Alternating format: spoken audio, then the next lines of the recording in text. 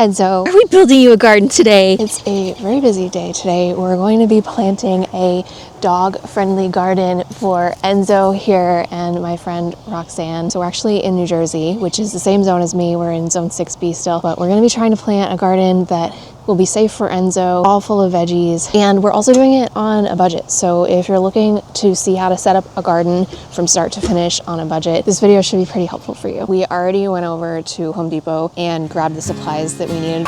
You can plant with us. Good boy. He's so cute. So we have jalapeno, red bell, orange bell, shishito. Do you want to do another red bell? I think so. And basil and lavender. Did you pick a good one? I'm trying. Okay. I'm learning. It feels good. So it feels good. Yeah. We don't have too many roots circling on the bottom. Right. I like it. Okay. It's not too tall? Nope. Sweet. It's good. Doesn't look stressed at all.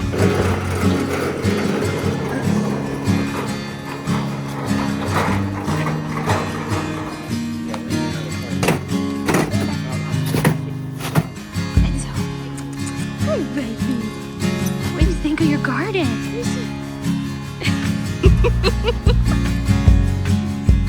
He's like smiling. We're doing 3 beds that are 4x4 wide and about 12 inches deep. We're gonna fill those up with soil, get some plants in them.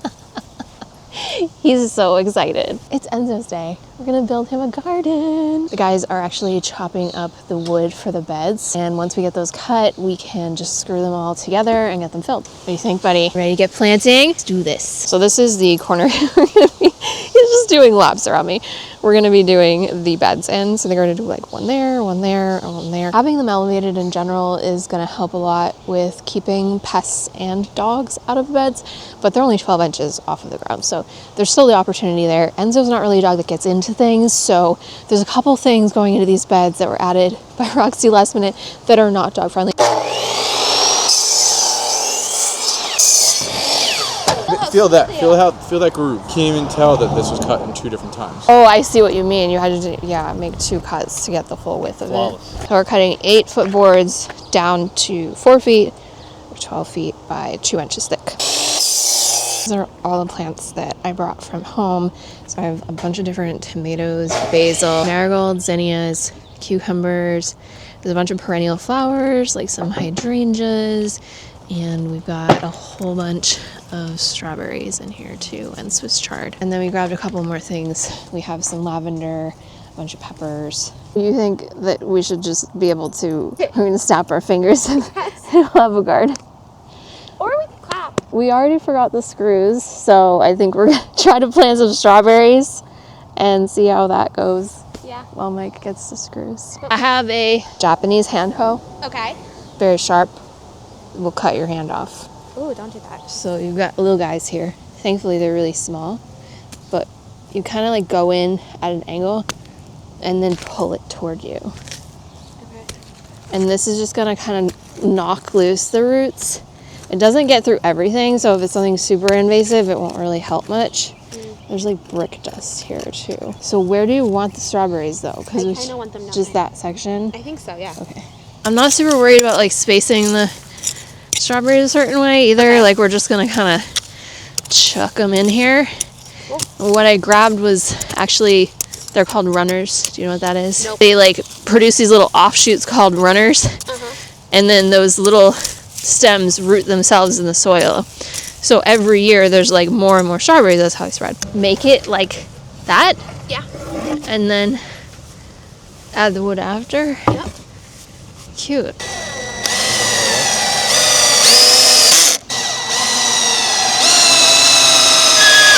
We have 2x4s that we're sticking in the corners and screwing into place. Where do you... Just kind of get them over here. Roxy's gonna do a little product. There you go. We're not advertising this. We don't even know if it's any good. We're trying it out though. We're trying it. And we're sealing the inside and the outside? Ideally, I hope we have enough. Does it smell like fruity? What does that smell? Strawberries? Like, Yeah, it's very fruity smelling. what is in here? I don't know if that's reassuring or concerning.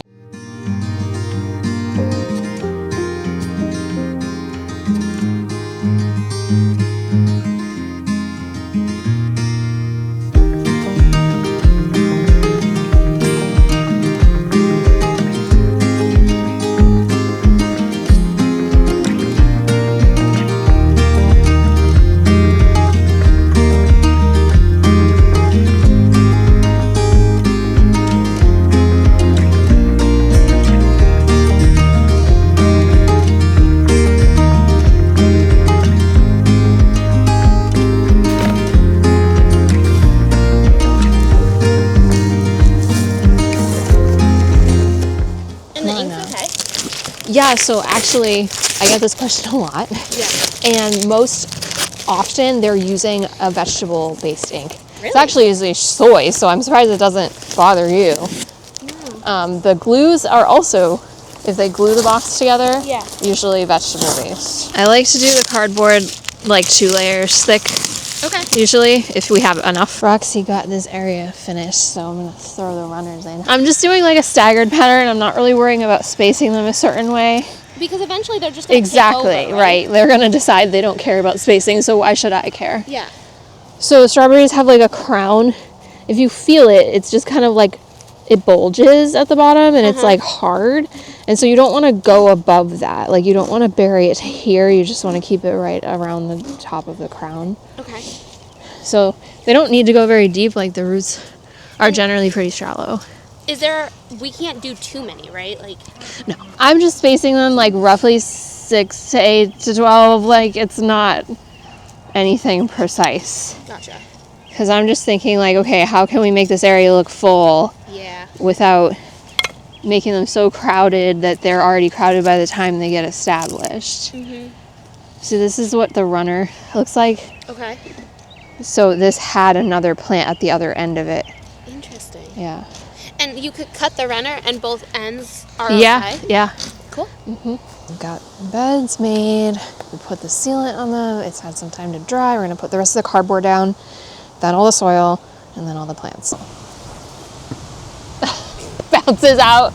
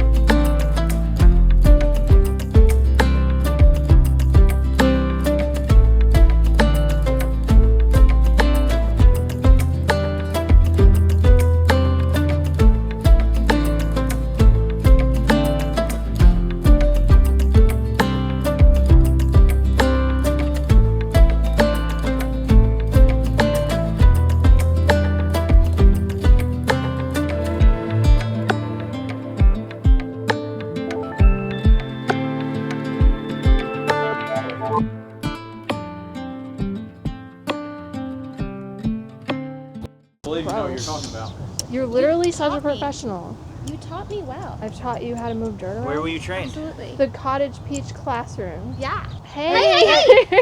He's helping. He saw Maybe, you fence doing that it, off a and little he's bit. going to try to do it now, too. He's like, that's what we're doing, right? We're moving the soil around. 100%.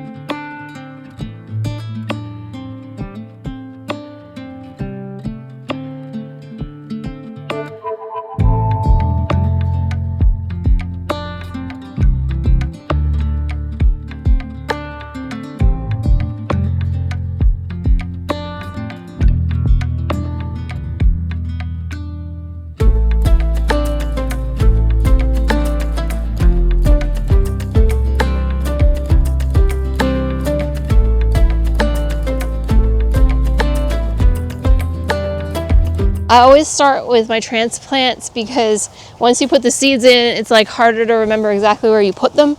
Fair. Right. So we're trying to aim for the center of our grid. Doesn't really matter, you know? You're putting a pepper here and I'm putting a lavender here. We're doing pepper, pepper, pepper, pepper, pepper. Do you want me to say pepper one more time? Yeah.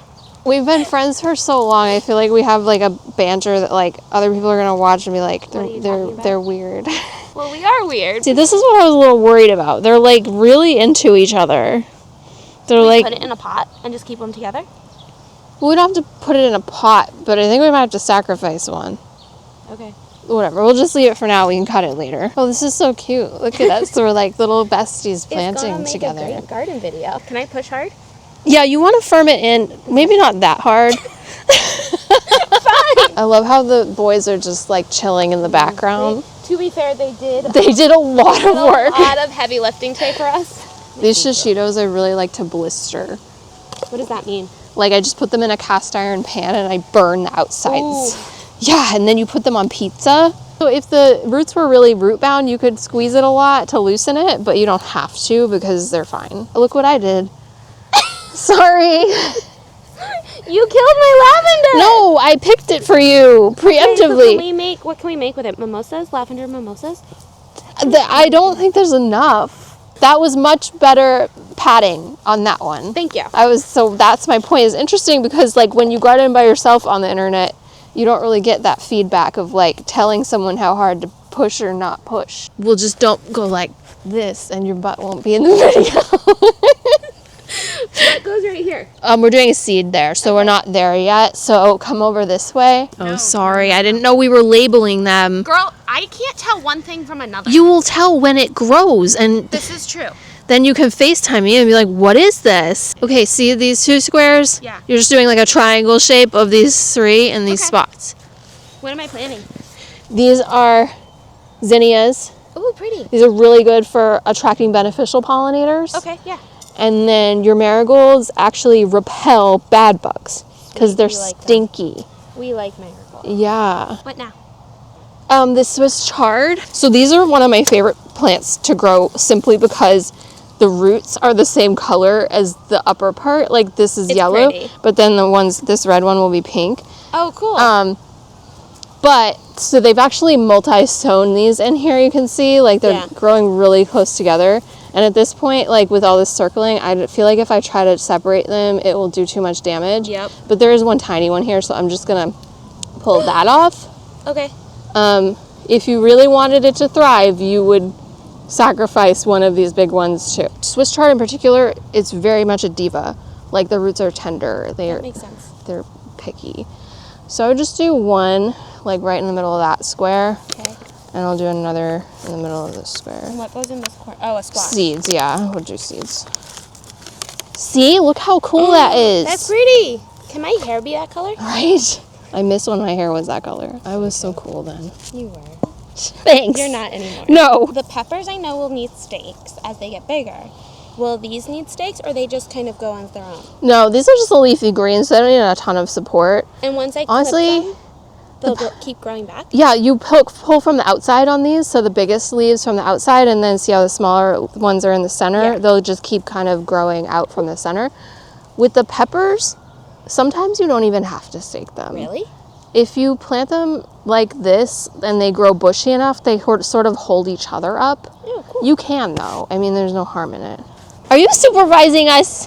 Are you gonna help? So all of these are in the same plant family. Okay. Squash, zucchini, and pumpkins. Yeah. The seeds all look really similar. Okay. So they all get planted in a really similar way. Your two corners are pumpkins. I got you sugar pie pumpkins. Sweet. So they're for pies. They're smaller and sweeter. Perfect. You can carve them. They're just kind of on the smaller side. These take a long time, so they're a winter squash. So that doesn't necessarily mean you pick them in the winter. It just means that they can store for the winter. They have a hard skin versus like a summer squash. You remember, you could like put your nail in it. When will you know to pick them? I'll tell you. No. So They're gonna turn orange. Okay. And then you could do the fingernail test. And you could push your nail into it. It shouldn't really make an indent when you do that. That's how you know the skin is hard enough that it's gonna store really well. Gotcha. And then you want to cut the stem as long as possible. Okay. That helps with storage. And if you can, the weather's still good enough. This will probably be like late September, but it's dependent on the weather and everything. Yeah. Then you can leave them out in the sun for like a week, and that will cure the skin Okay. and make it even harder, so they'll last even longer. So there's two different ways you can do summer squashes and all types of squashes. You can do your squash like in a hill where you like mound up the soil and you do like 4 or 5 seeds in one hill, 4 or 5 feet apart from each other. Obviously we're not doing that. We're just doing a single seed right in the middle of our corner. Okay. But because we want to make sure it actually germinates, Yeah. we're gonna do 3 seeds. Okay. And then whatever comes up, you're gonna, once they're like an inch or two tall, you're gonna take out all but one. So they're big seeds, so they go about an inch deep. I don't wanna mess up our grids, so I'm gonna try to just, oh my God, okay. And that's the correct amount. We'll just move it with the trowel. And we don't have to mix it in or anything? Well, because we're gonna dig a planting hole, Yeah. it's gonna kind of mix it in. Naturally. Yeah. Some people will like amend inside the planting hole. Like they'll do Yeah. worm castings as they go. And there's nothing wrong with that. I'm just lazy. And it's not necessary. You're making your life easier. All right, our tomatoes are going in this bed. And we're doing 1, 2, 3. Oh shoot, I forgot to explain to you how to do this. What? So tomatoes are kind of a weird one. So one thing that's cool about tomatoes is they will form new roots all along their stem. Okay. So one way that you can get really like strong tomato plants is by burying it way deeper. Cool. So we're actually gonna remove these bottom leaves before we plant it. Okay. Just those two. Yep. And we're gonna plant it to like up to there Jeez. instead. I know. As deep as we can. I know the bed's not like, I honestly think the hands is so much easier. That's great. Press that down a little more. Good. Happy plant. Yay. So then this one, take these two off and plant up to there? Yeah. That one's even leggier. You could probably go deeper if your bed were deeper. Got it. They've just been in these pots too long. That's why they're getting so stretched out. That is one that I grew. It's gonna have kind of a purplish tinge to it and be about medium size. Yeah, tip it upside down with your hand like over it and just pull, yeah. The roots on tomatoes are really resilient. It's not a big deal. Okay, Yeah, those ones are really small, so they don't have They this scare me. root structure. But I planted a bunch of those in my garden the other day, and like overnight, they were huge. Yay, good. I'm gonna take this bottom one off for you on this one. Same thing as that picture? Yes. And you probably don't even have to go very deep because the roots is really very just... That is a mocha cherry. I haven't grown those before, but I've eaten them. I love the name. Yeah, they're dark purple, and that one's a brandy Fred. Okay. Brandy wine is an heirloom tomato variety, and this is the dwarf version of it. Okay. So all the little ones that we've planted, they're partially little because they never get that big. I also planted them too late. I had some problems. So the only other things going in this bed are two of my favorite companion plants for tomatoes for a couple of reasons. The first is basil. Basil is really good for repelling hornworms, which are a huge pest. That you'll literally come out and like overnight an entire tomato plant will have been eaten to bits. No! Press that down a little bit more for me. Perfect. In order to keep them from appearing in the first place, because once they're there, it's very hard to do anything. We want to plant stuff that repels them. So basil will do that. There's also some people say that basil improves the flavor of tomatoes. That has not been scientifically proven. The other thing that we're going to plant in here is carrots. Yeah, so just try to like tease apart the roots. I think we're just going to put basil like wherever is empty, and then we'll sprinkle carrots in around. Perfect. We had to stop filming yesterday because we got caught in a mini downpour. So today we have one more bed to plant, and then we're also going to be installing Oya's so that she doesn't have to worry about watering so much. See, this is what I love about gardening though. Her neighbor saw us out here working and brought over some corn plants and some garden stakes. So we're going to have so much good stuff going on in here.